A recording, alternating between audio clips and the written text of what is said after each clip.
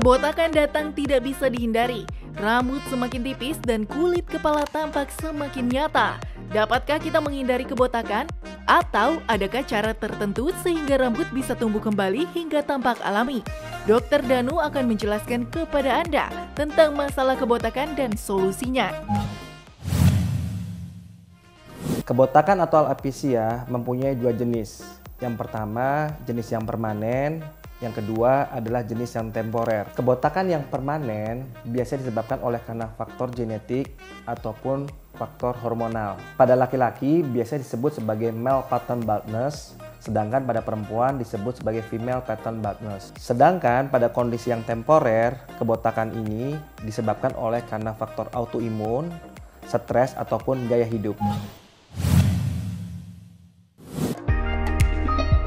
Penyebab seseorang kebotakan beragam, mulai dari pola hidup yang tidak sehat sampai penggunaan bahan kimia yang tidak sesuai. Lantas, bagaimana gejala yang muncul ketika seseorang mengalami kebotakan? Ketika orang mengalami kebotakan, biasanya pada awalnya akan ditandai dengan banyaknya rambut yang rontok. Biasanya ditemukan pada saat kita bangun tidur ataupun pada saat kita mandi. Lalu dilanjutkan terjadinya proses miniaturisasi dari rambut, di mana rambut tampak lebih tipis dan lebih kecil dan warnanya sedikit lebih pudar. Setelah itu, setelah jumlah folikel berkurang, maka kulit kepala akan memberikan penampilan yang sedikit glossy atau mengkilap. Pada kondisi ini berarti kulit kepala sudah tidak mempunyai folikel rambut atau yang kita sebut sebagai kebotakan.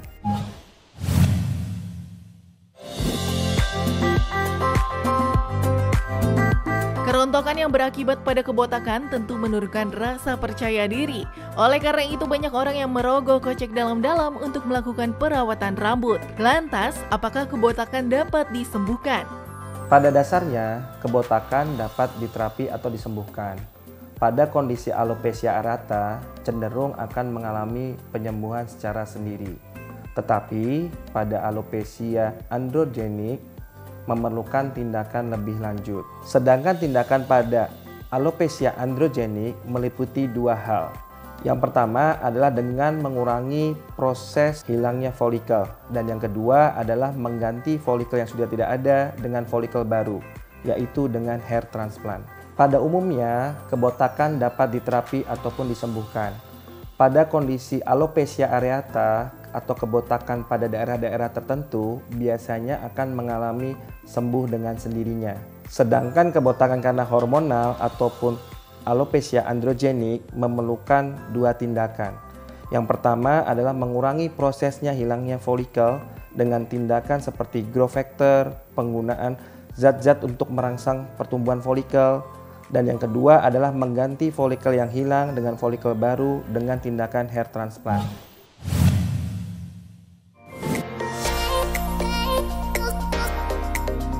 Di zaman yang semakin modern ini, banyak orang yang melakukan tanam rambut agar kebotakan yang dialaminya dapat tertutupi. Lantas, adakah efek samping dari teknik transplantasi tersebut? Tindakan transplantasi rambut adalah tindakan pemindahan folikel rambut dari daerah belakang ke daerah yang mengalami kebotakan. Dilakukan secara manual ataupun dengan teknik terbaru yaitu dengan robotik. Dengan teknik manual, kita akan melakukan secara satu demi satu rambut untuk kita pindahkan folikelnya. Sedangkan dengan robot itu yang akan melakukan tindakan pengambilan folikel dan penanaman folikel. Tindakan hair transplant hampir tidak mempunyai efek samping. Tindakan ini pun mempunyai tingkat keberhasilan yang cukup tinggi. Karena seperti kita ketahui daerah kepala mempunyai vaskularisasi yang baik. Kelebihan dengan menggunakan robotik yaitu karena dilakukan dengan jarak rambut, arah rambut, ya, dan keberhasilan pun akan sangat tinggi. Karena pada proses manual, karena kita melakukan secara satu demi satu akan menyebabkan keletihan pada operator. Karena prosesnya biasanya memakan waktu cukup panjang sekitar 6 sampai dengan 12 jam. Hair transplant adalah tindakan pemindahan folikel dari daerah belakang ke area di mana terdapat kekurangan folikel. Tindakan ini dapat dilakukan dengan dua prosedur. Yang pertama dengan cara stripping, yang kedua dengan cara FUE. Teknik stripping biasa dilakukan dengan cara pengambilan kulit dan pengambilan folikel berserta dengan kulitnya. Sedangkan pada cara FUE diambil folikel satu demi satu. Hair transplant ini memakan waktu cukup panjang, sekitar 6 sampai dengan 12 jam, tergantung jumlah folikel yang dipindahkan. Hair transplant adalah tindakan pemindahan folikel dari daerah belakang kepala ke daerah yang mengalami kekurangan folikel. Tindakan ini dapat dilakukan dengan dua teknik. Yang pertama dengan cara stripping, yang kedua dengan cara FUE. Tindakan stripping adalah memindahkan folikel rambut berserta dengan kulit rambut. Sedangkan tindakan FUE adalah hanya memindahkan folikel rambut saja. Hair transplant dengan cara FUE adalah dengan mengambil satu folikel satu demi satu dari daerah donor ke daerah resipien. Karena diambil satu demi satu, ini cukup memakan waktu yang cukup panjang, sehingga membutuhkan waktu 6 sampai dengan 12 jam. Tindakan robotik hair transplant mempunyai beberapa keunggulan. Yang pertama, memangkas waktu lebih cepat, hanya membutuhkan waktu 3 sampai 4 jam saja. Yang kedua, tindakan ini akan memberikan hasil yang maksimal dan lebih natural, karena dilakukan scan by robot dan dilakukan penanaman dengan robot. Sedangkan yang ketiga, tindakan ini akan mempunyai survival rate yang sangat tinggi, mencapai 99,9% keberhasilannya.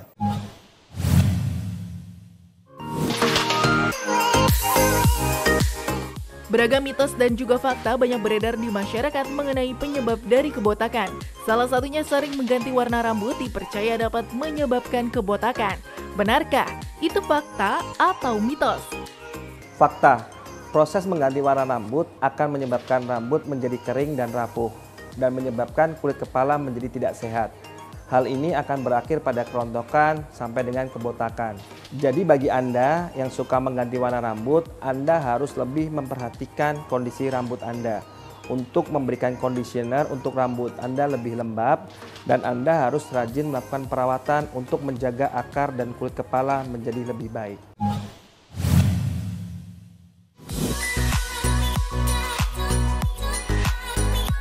Fakta mitos selanjutnya, wanita dianggap lebih berisiko mengalami kebotakan dibandingkan pria. Benarkah itu fakta atau mitos ya? Hal itu adalah mitos, karena kebotakan lebih banyak didominasi pada laki-laki. Hal ini karena disebabkan faktor hormonal, karena hormon dihidrotestosteron yang merupakan hormon utama pada laki-laki. Namun hal ini tidak menutup kemungkinan untuk perempuan mengalami kebotakan, karena seperti kita ketahui bahwa kebotakan mempunyai banyak penyebabnya.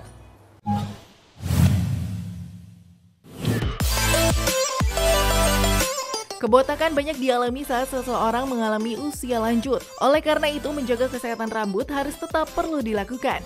Lantas, bagaimana dengan usia muda? Karena mitosnya kebotakan hanya dialami oleh usia lanjut. Itu fakta atau mitos? Mitos. Kebotakan dapat terjadi pada semua usia, baik usia muda maupun usia lanjut. Karena penyebab kebotakan banyak, pada usia muda pun dapat terjadi kebotakan sesuai dengan penyebab dan sirkulasi hormonal. Pada usia muda, dengan gaya hidup yang tidak sehat, seperti kurang beristirahat, banyak stres, kurang olahraga, dan kurang mengkonsumsi makanan yang bergizi, dapat memicu tingginya hormon dihidrotestosteron. Hal ini yang akan menyebabkan kebotakan pada usia muda.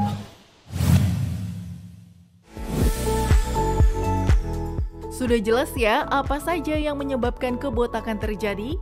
Oleh karena itu, mencegah kebotakan agar tidak terjadi perlu dilakukan sejak dini. Bagaimana caranya? Yuk simak tips berikut ini. Tips buat Anda untuk terhindar dari kebotakan. Yang pertama adalah melakukan gaya hidup yang sehat. Yang kedua adalah mengkonsumsi makanan yang bergizi yang mengandung zat-zat yang memperkuat akar rambut. Yang ketiga, gunakan produk-produk rambut yang aman dan tidak mengiritasi kulit kepala. Yang keempat, jika kamu sudah mengalami penipisan rambut dan mengalami kerontokan rambut lebih dari 100 helai per hari, segera konsultasikan ke dokter Anda untuk mendapatkan penanganan yang lebih lanjut. Saya Dr. Danu Mahandaru, spesialis bedah plastik, rekonstruksi, dan estetik untuk Hidup Sehat Plus.